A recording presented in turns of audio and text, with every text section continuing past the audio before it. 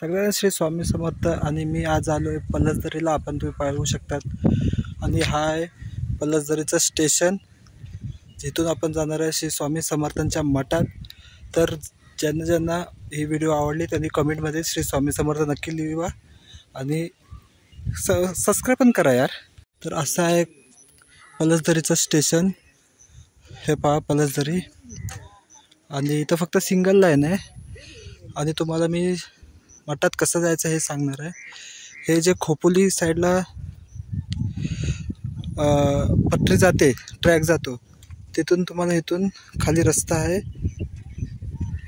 ह्या रस्त्याने तुम्हाला खाली जायचं आहे. तर ह्या रस्त्यावरनं आपण मठाकडं जाऊ शकतो. इथून 10 ते 15 मिनटं लागतात. आणि गावसारखा रस्ता आहे. पाठी बघू शकता, सगळं हिरवं हिरवं आहे. थोडा मातीचा रस्ता आहे. चिखलातनं जरा सांभाळून जायला लागेल. फक्त 15 मिनटावर आहे चालत मधनं आलात तर. नाहीतर रिक्षा आपल्याला बोलतात शेअर रिक्षासुद्धा आहे तिथे.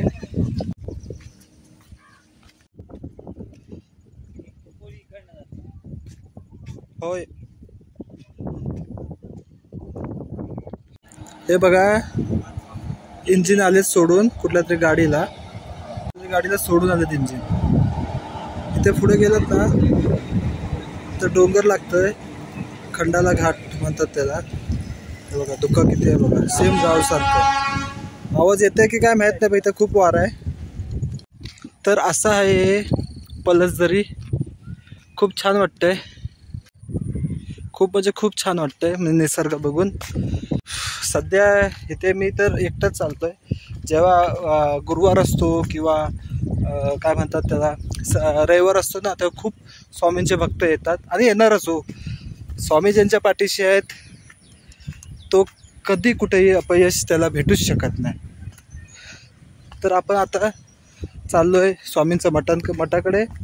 आणि तुम्हाला इथे इकडचा निसर्ग दाखवायचा आहे की खरंच खूप छान आहे इथे. तुम्ही येऊ शकता इथे फॅमिली घेऊन, वन डे पिकनिक करायची असेल तर. आणि स्वामींचं दर्शनसुद्धा होईल. तर इथून मला गावाला सांगितलं की काहीतरी 10-15 मिनटाचा रस्ता आहे. तर आपण जाऊया. तर हे पहा, हा आहे ना, हा ॲक्च्युली वाटतं डॅमसारखा दिसतंय मला, धरणासारखा. पण काय मला एवढी इन्फॉर्मेशन नाही त्या गोष्टीची. आणि नदी बघा ते छान वाटतंय नदी. आणि पाठी पाऊस तो मला दिसतंय का काय माहीत नाही, पण पाऊस छानपैकी बारीक बारीक असं लागतंय. छत्री घेणं इतकं तर नाही. आणि खरंच गावच्या नदीसारखं फील येते मला इथे. असं वाटतं उडी मारावी इथे आणि जरा डुबकी बुक्की मारून घ्यावी. बोललो तो ना, इथे आपल्याला रिक्षाही भेटतात. इथे पाठी रिक्षा आहे. आणि ते मला बोलले 20 रुपये मध्ये ते मठाजवळ सोडणार आहेत. तर आपण जाऊया.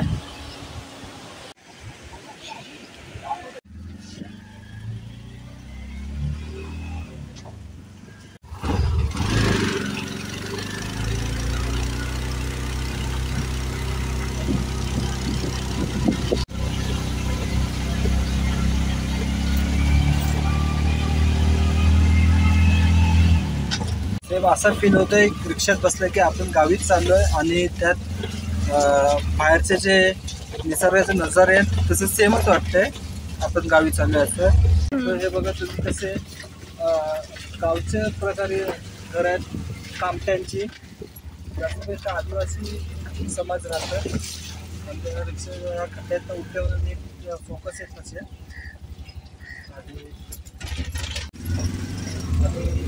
हा आहे पलसदरीचा मोठा तलाव, म्हणजे ते डॅम आहे ॲक्च्युली, पाणी साठवलेलं. तिथं तुम्हाला डॅम दाखवलं.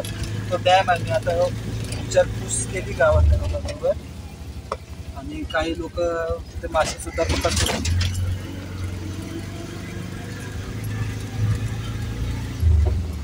दिसतंय का काय माहीत नाही, तर मासेसुद्धा पकडतात. आणि पाठीमध्ये डोंगरावर धुका बघा, खूप छान वाटतंय. असं वाटतं की पुस्तकातलं जे आपण चित्र बघतो लहानपणी सेम तसंच फील होत आहे.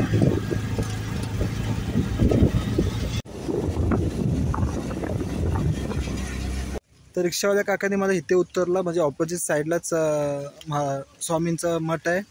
तर ह्या पुढे माझा आवाज पाठना येईल, कारण की स्वामींच्या मठात जास्त बोलता येतं की नाही माहीत नाही.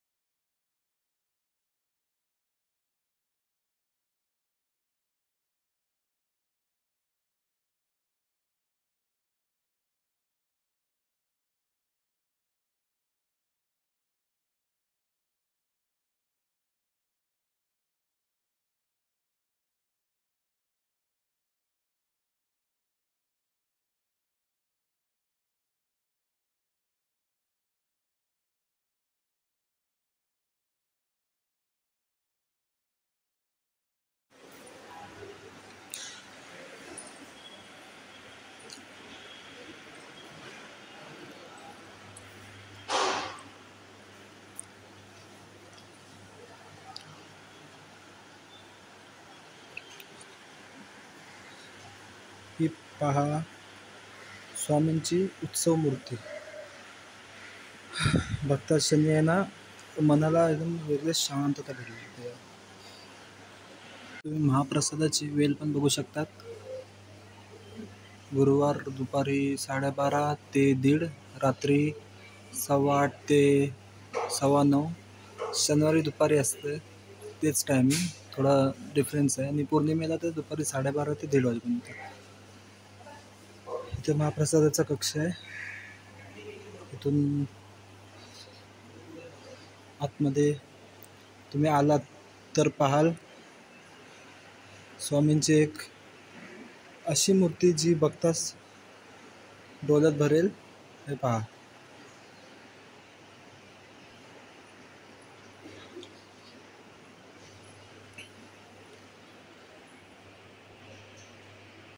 हा मठ पहा किती मोठा आहे. आता सध्या काम चालू आहे आणि इथे रेल्वेचे वेळापत्रक सुद्धा दिले आहे की कुठली गाडी किती वाजता पलसदरीला येते.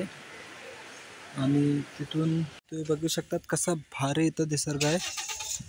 धुका लागलाय, तुम्हाला दिसत असला तर थांबा एक मिनिट दाखवतो. हे बघा. आणि हा आहे खंडाला घाट, जो रेल्वेसाठी असतो आहे तो. हा बघा, तुम्हाला झूम करून दाखवतो. हा बघा भोगदा. एवढं हिरवं गार आहे ना, असं वाटतं आपण गावाला आलोय. आणि हाय स्वामींचा मठ. आणि असं आपलं स्वामींचं दर्शन झालेलं आहे आणि आता परत मी चाललोय स्टेशनला. तीच ऑटो परत मी सांगितलं होतं आपण 15-20 मिनटं उभं राहूया म्हणून ते थांबले काका. आणि आता परत आम्ही चाललोय स्टेशनला. तर व्हिडिओ आवडली असेल तर नक्की लाईक करा आणि शेअर नक्की करा. आणि जेवढं होईल तेवढं इथे यायचा प्रयत्न करा स्वामींच्या मठामध्ये. मला खरंच मनापासून शांतता, म्हणजे आपल्या हृदयाला खरंच शांतता तिथे तुम्हाला भेटेल.